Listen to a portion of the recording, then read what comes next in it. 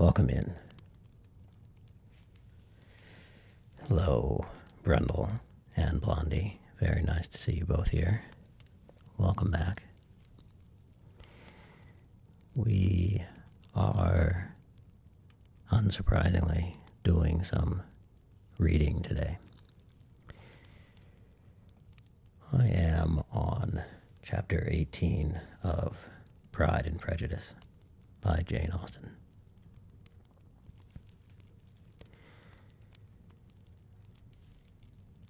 Hope you guys are doing okay today. Oh, and hello, Carolina over on YouTube. Welcome in. Nice to see you here. I am simultaneously streaming to Twitch and YouTube. And unfortunately, you guys cannot see one another, but I can see both. And if you are watching this recording later on YouTube, I will be posting an edited version of this live stream into a nice clean audiobook once I've finished recording all the chapters. We're about a third of the way through, it looks like.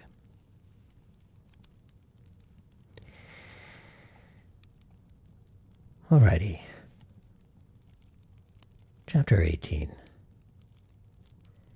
Till Elizabeth entered the drawing-room at Netherfield, and looked in vain for Mr. Wickham among the cluster of redcoats there assembled.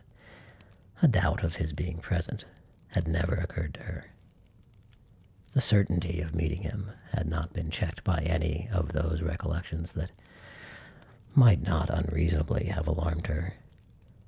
She had dressed with more than usual care, and prepared in the highest spirits for the conquest of all that remained unsubdued of his heart, trusting that it was not more than might be won in the course of the evening. But in an instant arose the dreadful suspicion of his being purposely omitted for Mr. Darcy's pleasure in the Bingleys' invitation to the officers. And though this was not exactly the case, the absolute fact of his absence was pronounced by his friend Mr. Denny, to whom Lydia eagerly applied, and who told them that Wickham had been obliged to go to town on business the day before, and was not yet returned, adding, with a significant smile, "I do not imagine his business would have called him away just now if he had not wished to avoid a certain gentleman here." This part of his intelligence, though unheard by Lydia, was caught by Elizabeth, and as it assured her that Darcy was not less answerable for Wickham's absence than if her first surmise had been just, every feeling of displeasure against the former was so sharpened by immediate disappointment that she could hardly reply with tolerable civility to the polite inquiries which he directly afterwards approached to make. Attention, forbearance, patience with Darcy was injury to Wickham.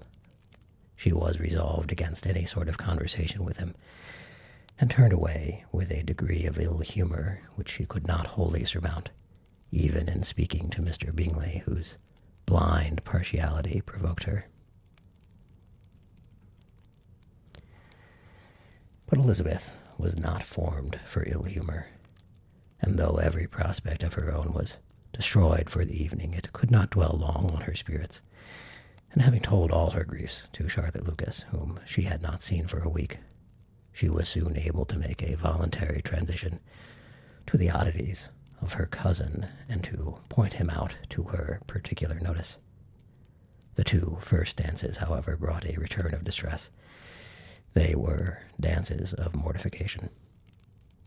Mr. Collins, awkward and solemn, apologizing instead of attending, and often moving wrong without being aware of it, gave her all the shame and misery which a disagreeable partner for a couple of dances can give.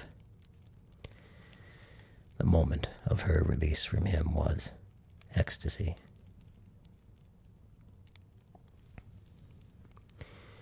She danced next with an officer and had the refreshment of talking of Wickham, and of hearing that he was universally liked.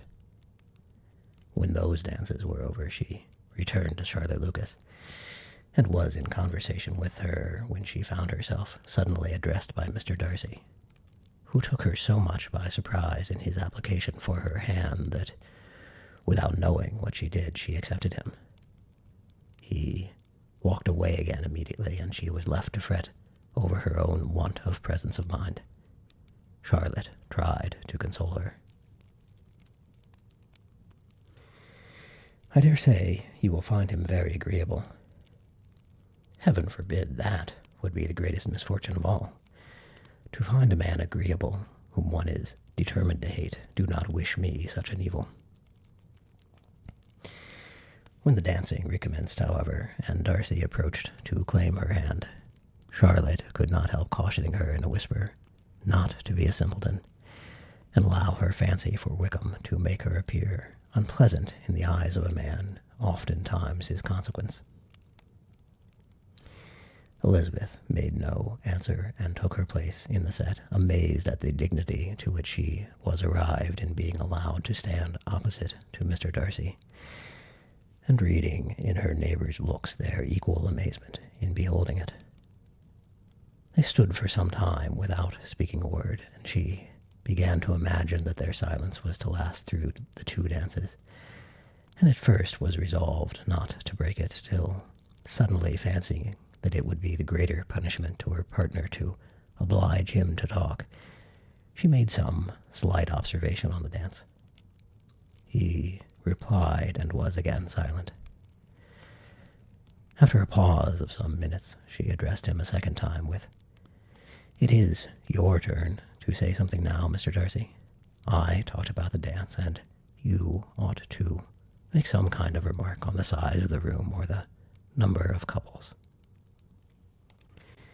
He smiled and assured her that whatever she wished him to say should be said. "Very well, that reply will do for the present. Perhaps by and by I may observe that private balls are much pleasanter than public ones. But now we may be silent." "Do you talk by rule, then, while you are dancing?" "Sometimes one must speak a little, you know. It would look odd to be entirely silent for half an hour together, and yet, for the advantage of some, conversation ought to be so arranged as that they may have the trouble of saying as little as possible." "Are you consulting your own feelings in the present case, or do you imagine that you are gratifying mine?" "Both," replied Elizabeth archly, "for I have always seen a great similarity in the turn of our minds. We are each of an unsocial, taciturn disposition, unwilling to speak unless we expect to say something that will amaze the whole room, and be handed down to posterity with all the éclat of a proverb." "This is no very striking resemblance of your own character, I am sure," said he. "How near it may be to mine, I cannot pretend to say. You think it a faithful portrait, undoubtedly. I must not decide on my own performance." He made no answer, and they were again silent, till they had gone down the dance, when he asked her if she and her sisters did not very often walk to Meryton. She answered in the affirmative, and, unable to resist the temptation, added, "When you met us there the other day, we had just been forming a new acquaintance." The effect was immediate. A deeper shade of hauteur overspread his features, but he said not a word, and Elizabeth, though blaming herself for her own weakness, could not go on. At length Darcy spoke and in a constrained manner said, "Mr. Wickham is blessed with such happy manners as may ensure his making friends. Whether he may be equally capable of retaining them is less certain." "He has been so unlucky as to lose your friendship," replied Elizabeth with emphasis, "and in a manner which he is likely to suffer from all his life." Darcy made no answer, and seemed desirous of changing the subject. At that moment Sir William Lucas appeared close to them, meaning to pass through the set to the other side of the room, but on perceiving Mr. Darcy he stopped, with a bow of superior courtesy, to compliment him on his dancing and his partner.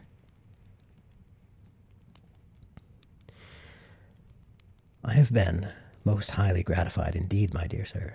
Such very superior dancing is not often seen. It is evident that you belong to the first circles. Allow me to say, however, that your fair partner does not disgrace you, and that I must hope to have this pleasure often repeated, especially when a certain desirable event, my dear Miss Eliza," glancing at her sister and Bingley, "shall take place. What congratulations will then flow in. I appeal to Mr. Darcy. But let me not interrupt you, sir. You will not thank me for detaining you from the bewitching converse of that young lady, whose bright eyes are also upbraiding me."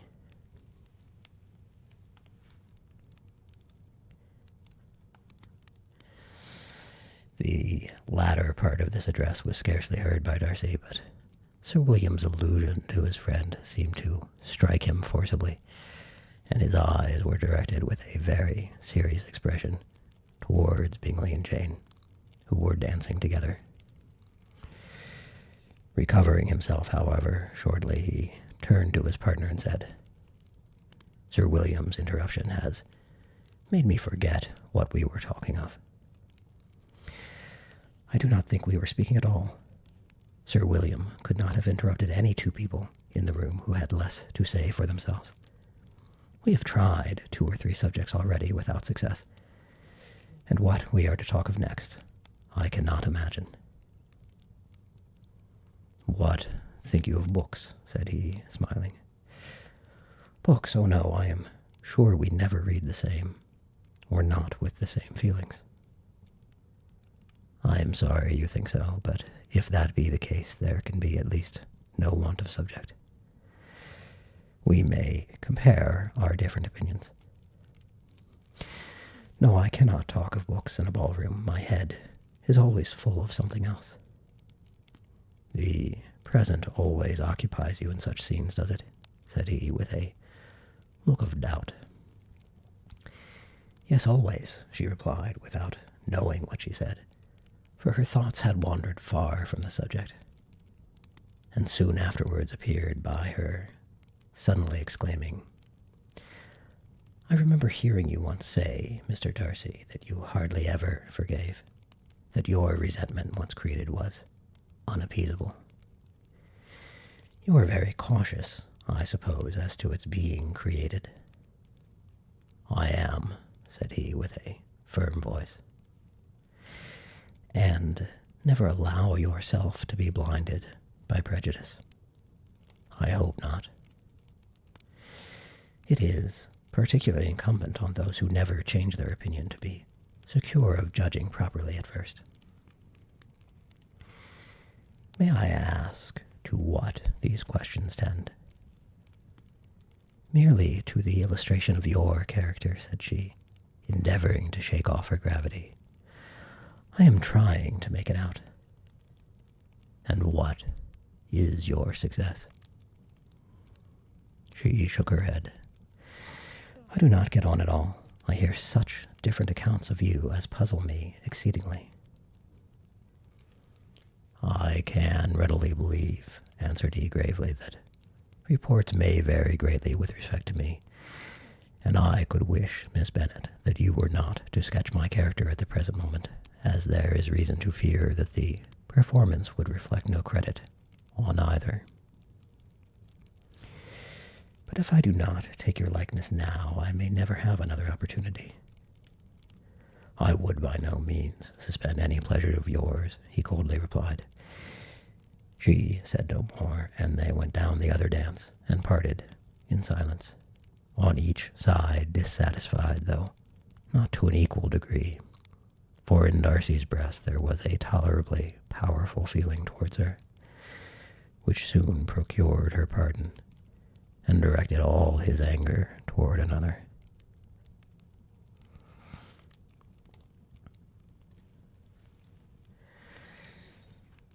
They had not long separated when Miss Bingley came towards her, and with an expression of civil disdain thus accosted her.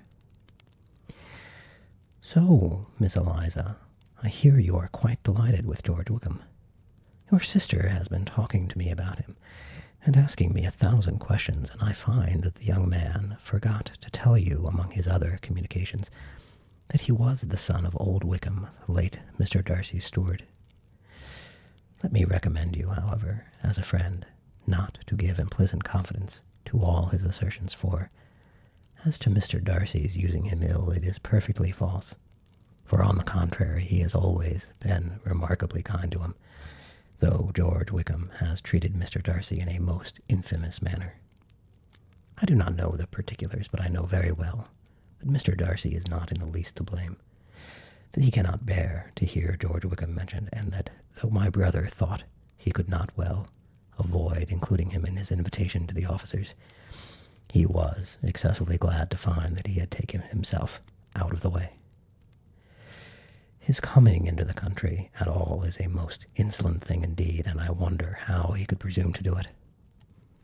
I pity you, Miss Eliza, for this discovery of your favourite's guilt, but really, considering his descent, one could not expect much better." "His guilt and his descent appear by your account to be the same," said Elizabeth angrily, "for I have heard you accuse him of nothing worse than of being the son of Mr. Darcy's steward, and of that, I can assure you, he informed me himself." "I beg your pardon," replied Miss Bingley, turning away with a sneer. "Excuse my interference, it was kindly meant." "Insolent girl," said Elizabeth to herself. "You are much mistaken if you expect to influence me by such a paltry attack as this. I see nothing in it but your own wilful ignorance, and the malice of Mr. Darcy." She then sought her eldest sister, who had undertaken to make inquiries on the same subject of Bingley.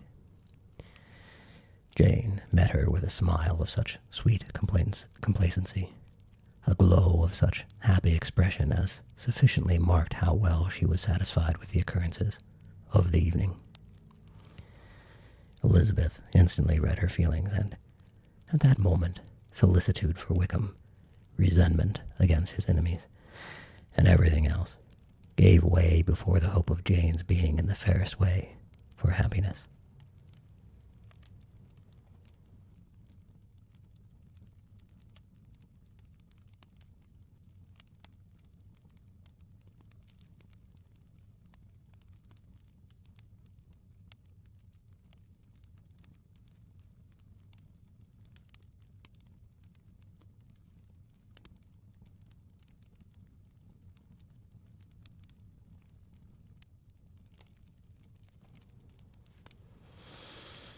"I want to know," said she, with a countenance no less smiling than her sister's, "what you have learnt about Mr. Wickham.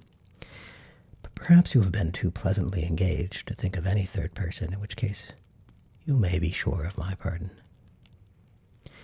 "No," replied Jane, "I have not forgotten him, but I have nothing satisfactory to tell you.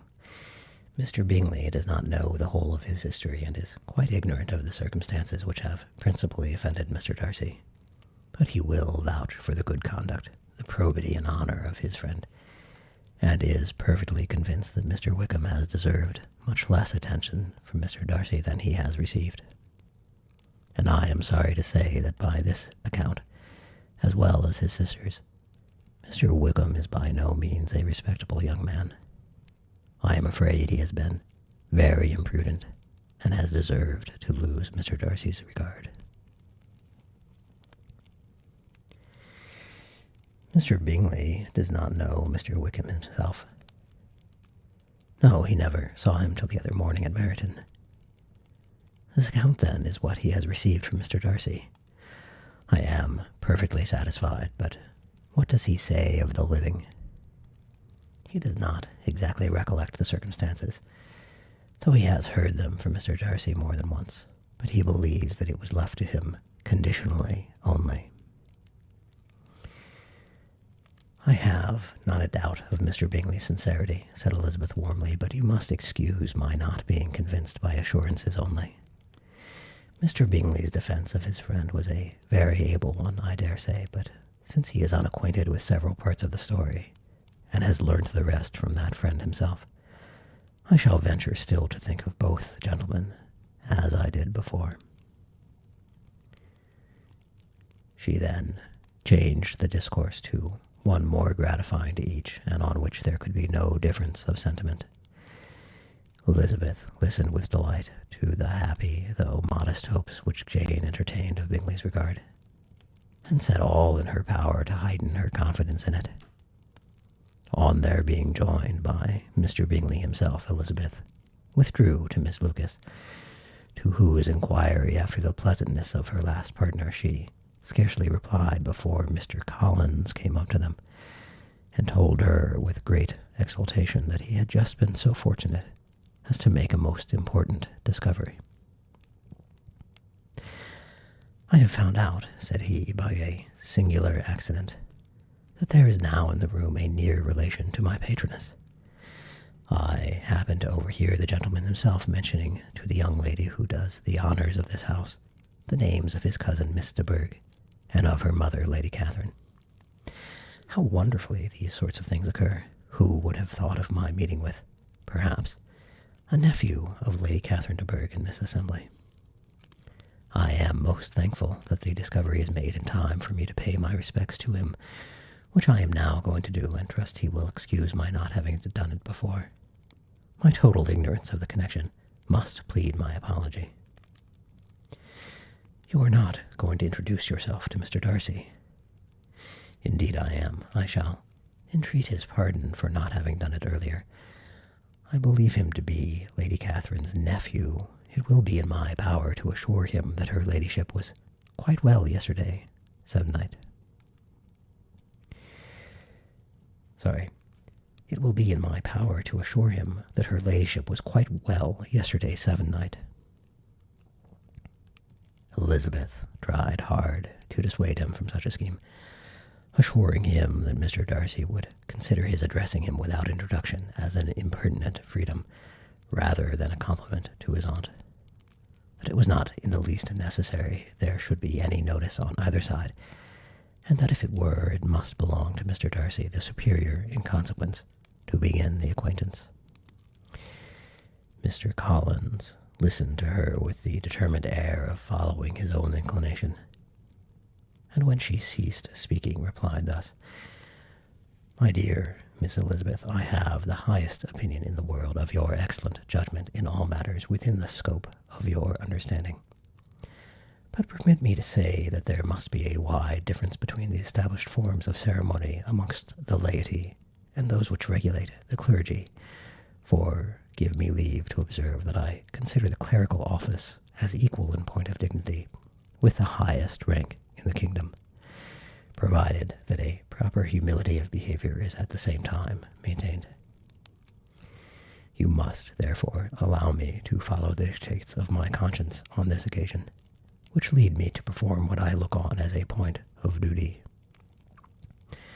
Pardon me for neglecting to profit by your advice, which, on every other subject, shall be my constant guide, though in the case before us I consider myself more fitted by education and habitual study to decide on what is right than a young lady like yourself." And with a low bow he left her to attack Mr. Darcy, whose reception of his advances she eagerly watched, and whose astonishment at being so addressed was very evident. Her cousin prefaced his speech with a solemn bow, and though she could not hear a word of it, she felt as if hearing it all, and saw in the motion of his lips the words "apology, Hunsford, and Lady Catherine de Bourgh."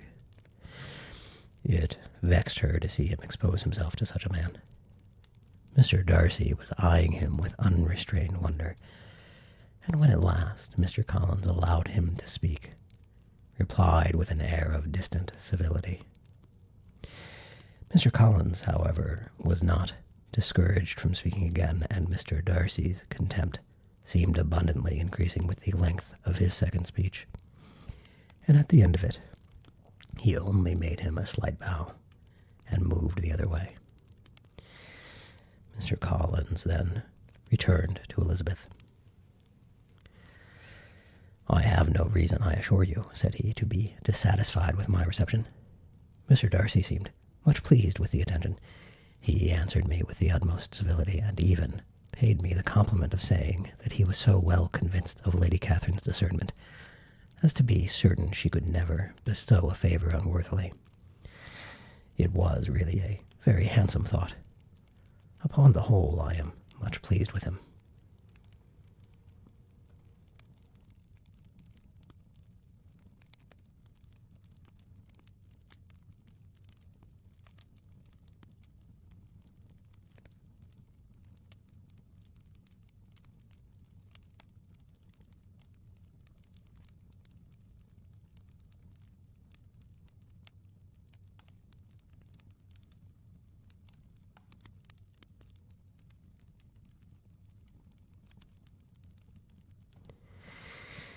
As Elizabeth had no longer any interest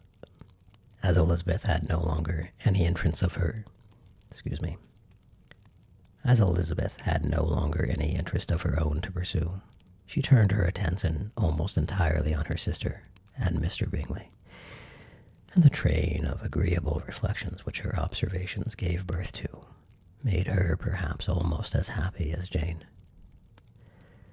She saw her in idea settled in that very house, in all the felicity which a marriage of true affection could bestow, and she felt capable under such circumstances of endeavoring even to like Bingley's two sisters. Her mother's thoughts, she plainly saw, were bent the same way, and she determined not to venture near her lest she might hear too much. When they sat down to supper, therefore, she considered it a most unlucky perverseness which placed them within one of each other, and deeply was she vexed to find that her mother was talking to that one person, Lady Lucas, freely, openly, and of nothing else but of her expectation that Jane would soon be married to Mr. Bingley. It was such an animating subject, and Mrs. Bennet seemed incapable of fatigue while enumerating the advantages of the match. His being such a charming young man, and so rich, and living but 3 miles from them, were the first points of self-congratulation, and then it was such a comfort to think how fond the two sisters were of Jane, and to be certain that they must desire the connection as much as she could do.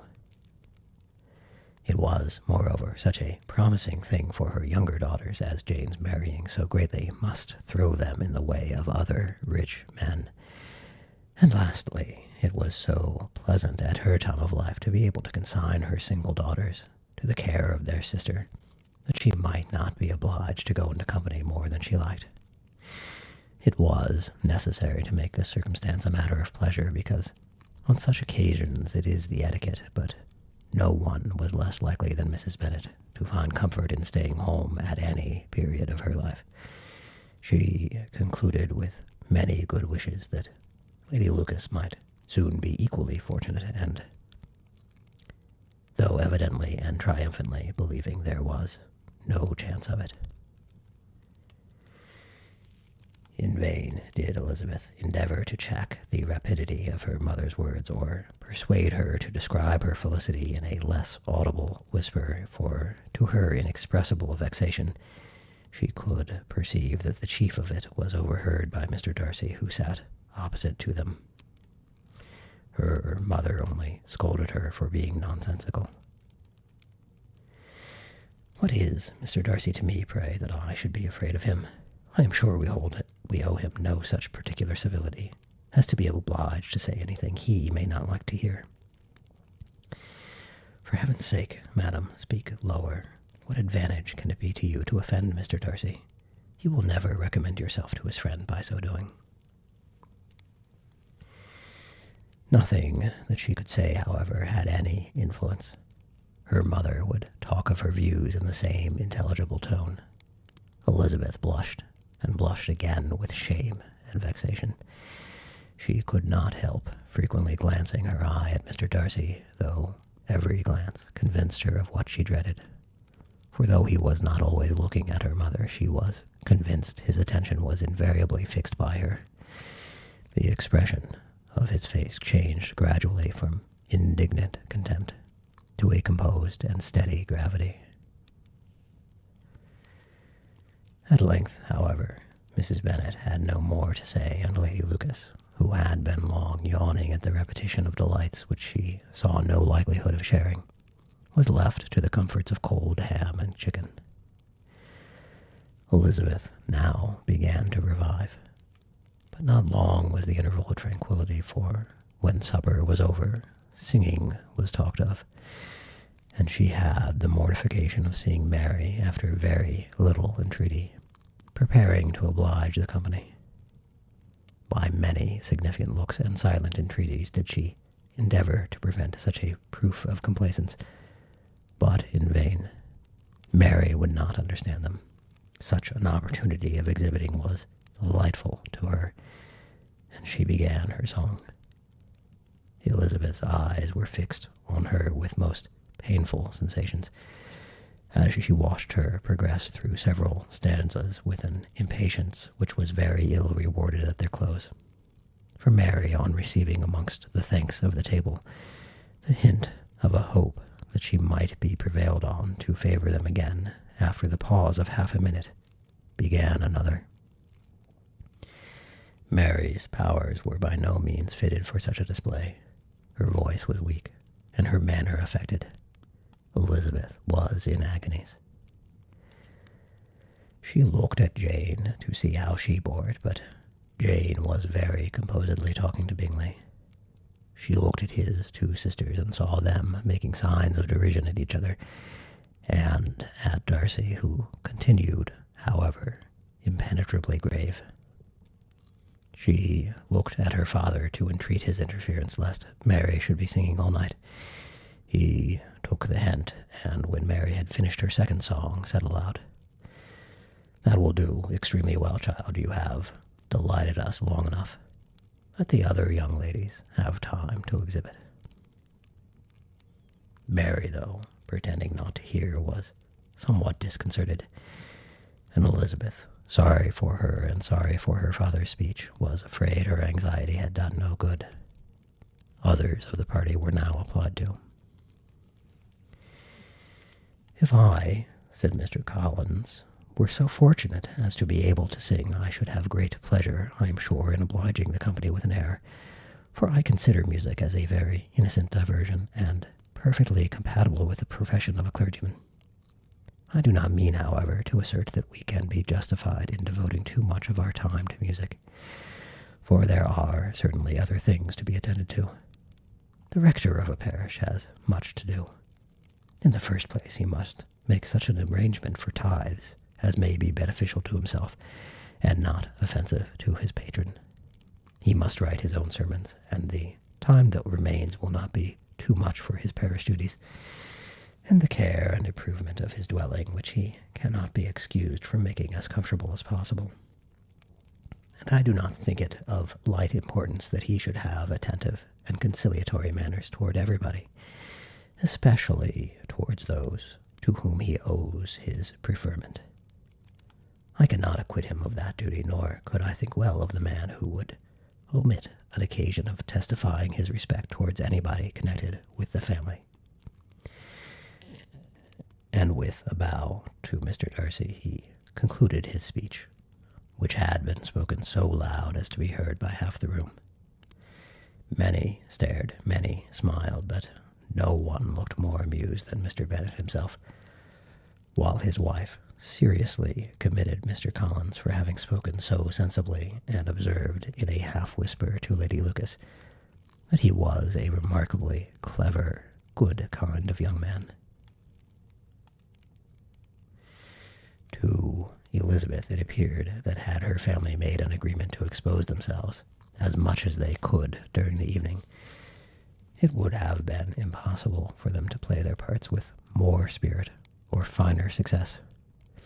And happy did she think it for Bingley and her sister that some of the exhibition had escaped his notice, and that his feelings were not of a sort to be much distressed by the folly which he must have witnessed.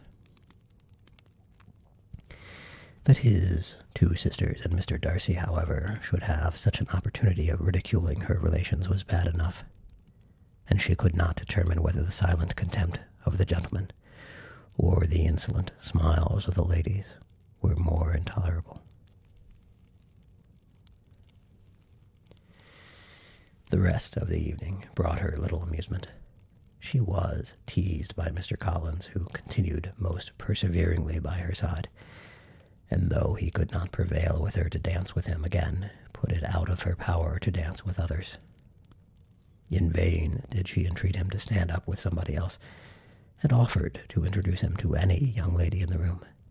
He assured her that, as to dancing, he was perfectly indifferent to it, that his chief object was, by delicate attentions, to recommend himself to her, and that he should therefore make a point of remaining close to her the whole evening. There was no arguing upon such a project. She owed her greatest relief to her friend, Miss Lucas, who often joined them, and good-naturedly engaged Mr. Collins' conversation to herself. She was, at least, free from the offense of Mr. Darcy's further notice, though often standing within a very short distance of her, quite disengaged. He never came near enough to speak. She felt it to be the probable consequence of her allusions to Mr. Wickham, and rejoiced in it. The Longbourn party were the last of all the company to depart, and by a maneuver of Mrs. Bennet had to wait for their carriage a quarter of an hour after everybody else was gone, which gave them time to see how heartily they were wished away by some of the family. Mrs. Hurst and her sister scarcely opened their mouths except to complain of fatigue, and were evidently impatient to have the house to themselves. They repulsed every attempt of Mrs. Bennet at conversation, and by so doing threw a languor over the whole party, which was very little relieved by the long speeches of Mr. Collins, who was complimenting Mr. Bingley and his sisters on the elegance of their entertainment, and the hospitality and politeness which had marked their behavior to their guests. Darcy said nothing at all. Mr. Bennet, in equal silence, was enjoying the scene. "Hello, Kabuki. Welcome in. Nice to see you here. We are reading Pride and Prejudice. I hope you enjoy."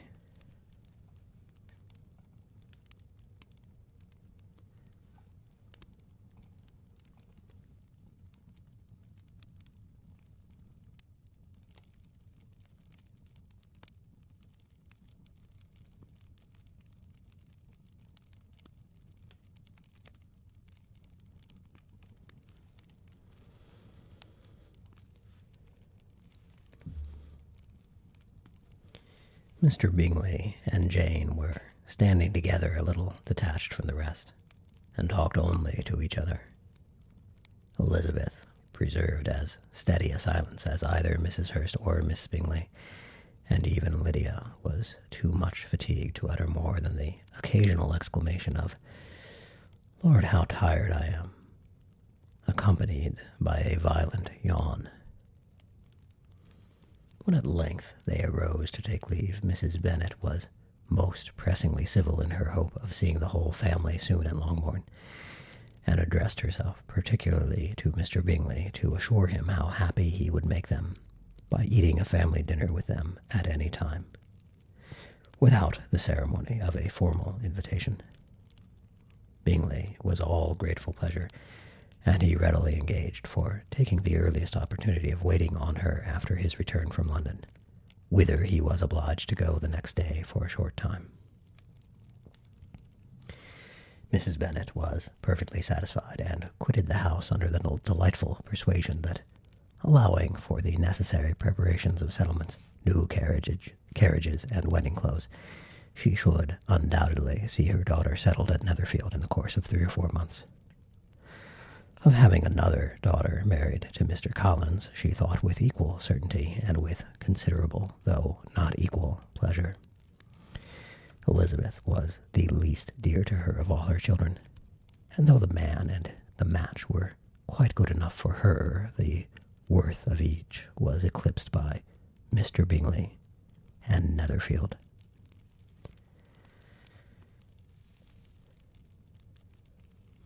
Okay, I will take a short break here before I start chapter 19. That was a very long chapter. Just a brief moment.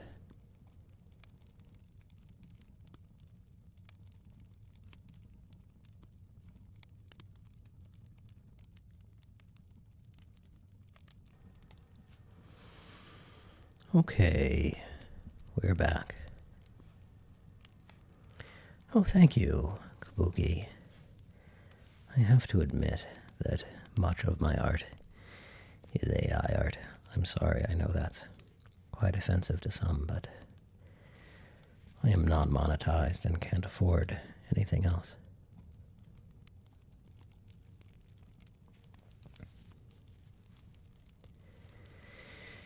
Okay, chapter 19.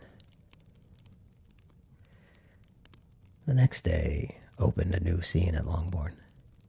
Mr. Collins made his declaration in form, having resolved to do it without loss of time, as his leave of absence extended only to the following Saturday, and having no feelings of diffidence to make it distressing to himself even at the moment, he set about it in a very orderly manner, with all the observances which he supposed a regular part of the business. On finding Mrs. Bennet, Elizabeth, and one of the younger girls together soon after breakfast, he addressed the mother in these words: "May I hope, madam, for your interest with your fair daughter Elizabeth, when I solicit for the honor of a private audience with her in the course of this morning?" Before Elizabeth had time for anything but a blush of surprise, Mrs. Bennet instantly answered, "Oh dear, yes, certainly. I am sure Lizzie will be very happy. I am sure she can have no objection. Come, Kitty, I want you upstairs." And, gathering her work together, she was hastening away when Elizabeth called out, "Dear madam, do not go. I beg you will not go. Mr. Collins must excuse me. He can have nothing to say to me that anybody need not hear. I am going away myself." "No, nonsense, Lizzie. I desire you will stay where you are." And upon Elizabeth's seeming really, with vexed and embarrassed looks about to escape, she added, "Lizzie, I insist upon your staying and hearing Mr. Collins." Elizabeth would not oppose such an injunction, and a moment's consideration making her also sensible that it would be wisest to get it over as soon and as quietly as possible, she sat down again and tried to conceal by incessant employment the feelings which were divided between distress and diversion. Mrs. Bennet and Kitty walked off, and as soon as they were gone, Mr. Collins began. "Believe me, my dear Miss Elizabeth, that your modesty, so far from doing you any disservice, rather adds to your other perfections. You would have been less amiable in my eyes had there not been this little unwillingness, but allow me to assure you that I have respected your mother's permission for this address. You can hardly doubt the purport of my discourse, however your natural delicacy may lead you to dissemble. My attentions have been too marked to be mistaken. Almost as soon as I entered the house, I singled you out as the companion of my future life. But before I am run away with by my feelings on this subject, perhaps it will be advisable for me to state my reasons for marrying, and, moreover, for coming into Hertfordshire with the design of selecting a wife, as I certainly did." "Hello," sucking Tom Cruise's toes. "Welcome back. Nice to have you here again." We are reading Pride and Prejudice. And the offensive, idiotic Mr. Collins is proposing in his ridiculous manner to Elizabeth. It's one of the best scenes from this book, I think. And it's quite funny if you've seen the BBC production of this. It's done very well. Certainly better than I can do it. The idea of Mr. Collins, with all his solemn composure, being run away with by his feelings, made Elizabeth so near laughing that she could not use the short pause he allowed in any attempt to stop him further, and he continued. My reasons for marrying are, first, that I think it a right thing for every clergyman in easy circumstances, like myself, to set the example of matrimony in his parish. Secondly, that I am convinced it will add very greatly to my happiness, and thirdly, which perhaps I ought to have mentioned earlier, that it is the particular advice and recommendation of the very noble lady whom I have the honor of calling patroness. Twice she has condescended to give me her opinion, unasked, too, on this subject. And it was but the very Saturday night before I left Hunsford, between our pools at Quadrille, while Mrs. Jenkinson was arranging Miss de Bourgh's footstool, that she said, Mr. Collins, you must marry. A clergyman like you must marry. Choose properly. Choose a gentlewoman, for my sake, and for your own. Let her be an active, useful sort of person, not brought up high, but able to make a small income go a good way. This is my advice. Find such a woman as soon as you can. Bring her to Hunsford, and I will visit her. Allow me, by the way, to observe, my fair cousin, that I do not reckon the notice of kindness of Lady Catherine de Bourgh as among the least of the advantages in my power to offer. You will find her manners beyond anything I can describe, and your wit and vivacity, I think, must be acceptable to her, especially when tempered with the silence and respect which her rank will inevitably excite. Thus much for my general intention in favor of matrimony. It remains to be told why my views were directed to Longbourn instead of my own neighborhood, where I assure you there are many amiable young women. But the fact is that being as I am to inherit this estate after the death of your honored father, who, however, may live many years longer, I could not satisfy myself without resolving to choose a wife from among his daughters, that the loss to them might be as little as possible when the melancholy event takes place, which, however, as I have already said, may not be for several years. This has been my motive, my fair cousin, and I flatter myself it will not sink me in your esteem. And now nothing remains for me but to assure you in the most animated language of the violence of my affection.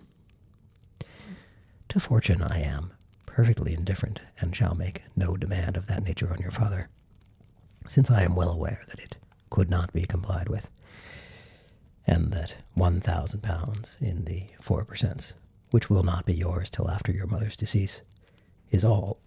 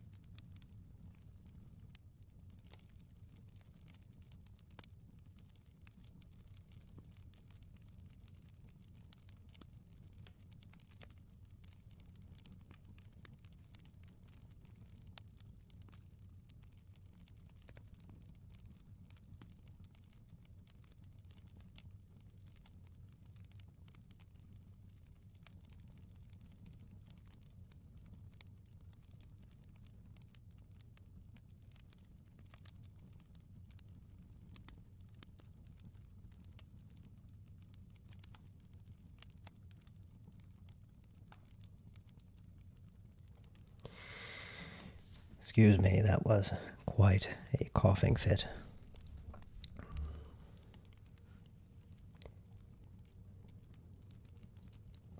Where was I? To fortune I am perfectly indifferent, and shall make no demand of that nature on your father, since I am well aware that it could not be complied with, and that £1,000 in the 4%, which will not be yours until after your mother's decease, is all that you may ever be entitled to. On that head, therefore, I shall be uniformly silent, and you may assure yourself that no ungenerous reproach shall ever pass my lips when we are married.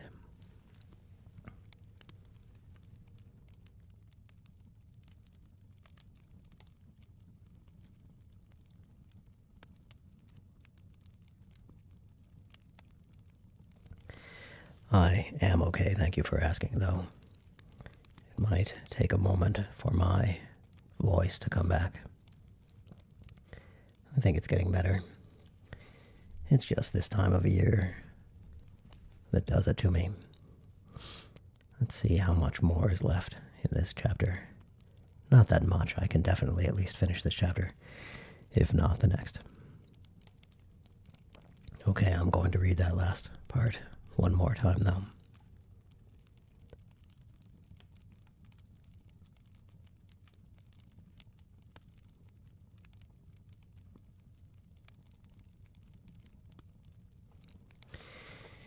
To fortune I am perfectly indifferent, and shall make no demand of that nature on your father, since I am well aware that it could not be complied with, and that £1,000 in the 4%, which will not be yours till after your mother's decease, is all that you may ever be entitled to. On that head, therefore, I shall be uniformly silent, and you may assure yourself that no ungenerous reproach shall ever pass my lips when we are married. It was absolutely necessary to interrupt him now. "You are too hasty, sir," she cried. "You forget that I have made no answer. Let me do it without further loss of time. Accept my thanks for the compliment you are paying me. I am very sensible of the honor of your proposals, but it is impossible for me to do otherwise than decline them. I am not now to learn," replied Mr. Collins with a formal wave of the hand, "that it is usual with young ladies to reject the addresses of the man whom they secretly mean to accept when he first applies for their favor, and that sometimes the refusal is repeated a second or even a third time.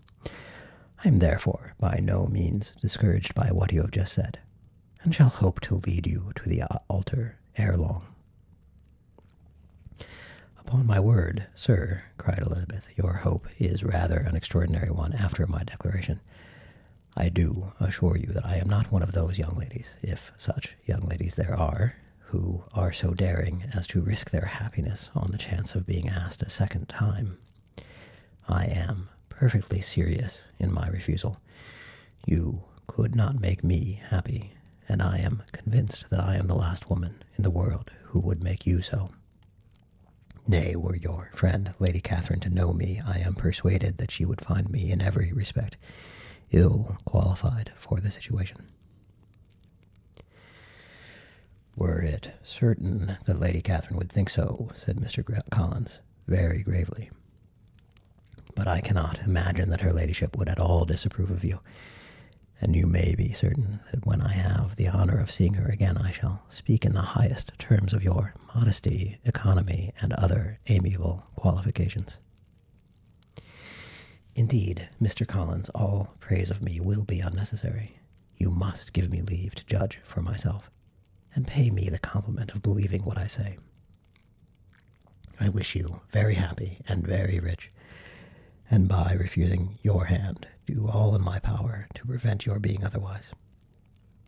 In making me the offer, you must have satisfied the delicacy of your feelings with regard to my family, and may take possession,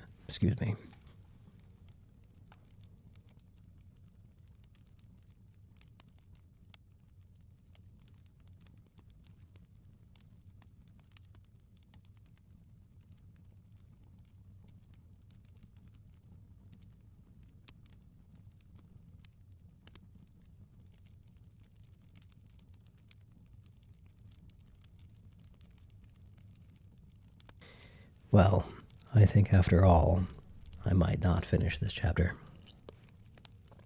Let's see, I'll give it one more try.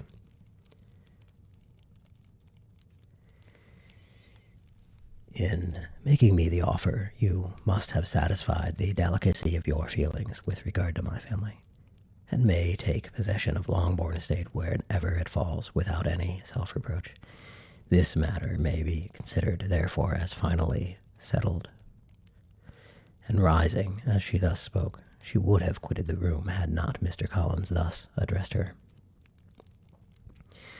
When I do myself the honor of speaking to you next on the subject, I shall hope to receive a more favorable answer than you have now given me, though I am far from accusing you of cruelty at present, because I know it to be the established custom of your sex to reject a man on the first application, and perhaps you have even now said as much to encourage my suit as would be consistent with the true delicacy of the female character.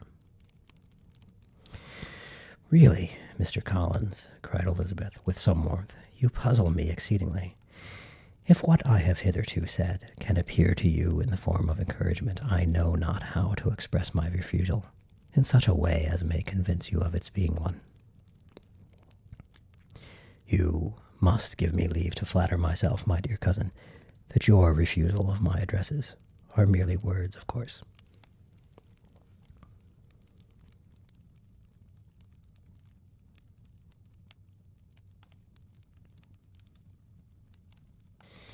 Nope, sorry folks. I think I should probably end the stream there. I don't know why, but it's only been an hour, but my voice is gone, and I would just have to read it all over again to get a good recording for YouTube. So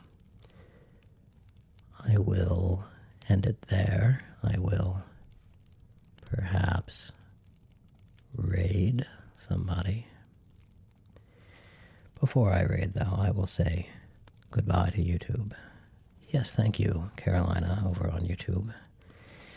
That is the way I usually do it. As soon as my voice starts feeling like this, I just give it up and pick it up again. I think in this case, I will pick it up again on Tuesday evening, or maybe Thursday. I have to check my calendar.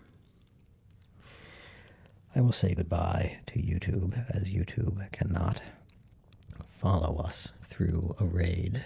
So, goodbye, YouTube. Goodbye, Carolina. Thank you for coming, and I hope to see you again.